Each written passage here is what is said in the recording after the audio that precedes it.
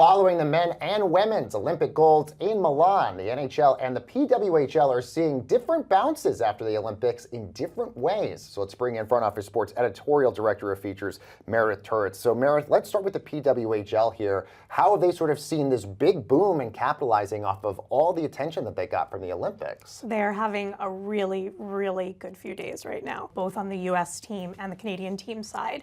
The big headline is the Seattle Torrent. They just set the record for the biggest attendance at a women's hockey game. It was more than 17,000. Wow. That's the team that Hilary Knight, who is the captain of Team USA, is on. And she's not even playing right now. She didn't even play. Yeah. So she's on the LTIR. She tore her MCL. She was playing on an MCL injury, and now she is out for the rest of the season. But still a great showing.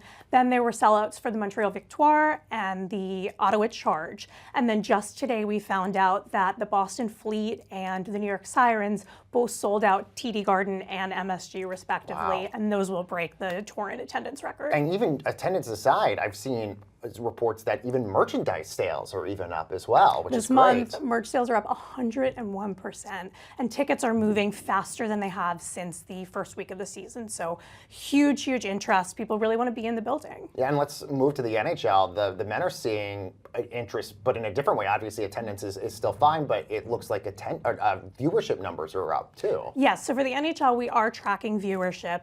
It's been not as significant, certainly, as we saw for the women. The return to play post-Olympic break, we had a couple games, a 7 p.m. and a 10 p.m. on TNT. We saw obviously better returns for the 7 p.m. game than the 10 p.m. game. 7 p.m. game beat the average going into the break. But the really big thing that we're watching is how many new viewers have come in. Mm-hmm. So there were 172,000 viewers who hadn't watched NHL on TNT before the break. So we're seeing new eyeballs there, which is great. There hasn't been this massive boost, but we're hoping to see that number tick up, especially as the season goes on. And we saw this with the Four Nations tournament just a year ago. Obviously, ratings were huge there, but you saw a drop-off when it got back to the NHL season. Was this sort of expected, I guess, after this Olympic boom that we saw, that like the viewership numbers or interest would sort of either level out or change after the Olympics? It's always the big question mark, right? Like, can you ride that momentum? It is hard. We didn't see it with Four Nations. And, one thing about it is that the play is just not this intense, national rivalry the way that we had in the Olympics. Certainly teams out of the playoff picture that are still being, broadcast. So I don't think we expected a massive, massive bump, but it'll kind of remain to be seen if there is going to be a long-term pickup. And this, of course, is all happening as the NHL trade deadline is approaching.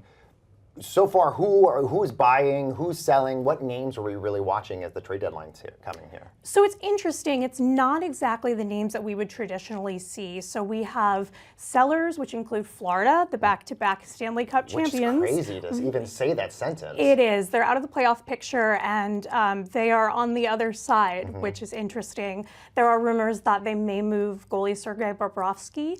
The goalie market is interesting right now. There are a bunch of teams that really need goalies and have for the past couple seasons. So will be interesting to see where he lands, if he lands somewhere. And then in terms of other sellers, the Rangers are sellers. Well, they're like the last of the Eastern Conference, right? It's not a good year for the Rangers, let's say. And Toronto is also selling. There are a lot of players who are being kept out of the lineup tonight for roster maintenance. And how about buyers? Anybody out there that's really sort of adding somebody for the last playoff push? We do expect to see some movement potentially for the Red Wings, which is a little bit of a different story. And then Buffalo is a really big story too. So I believe they are second, looking to really add some firepower. So that's the team that I think we're really watching. Front Office Sports editorial director of features, Meredith Turits, joining us on her birthday. Meredith, thank you so much. Thank you. And stay with Front Office Sports for more on the business and culture of sports.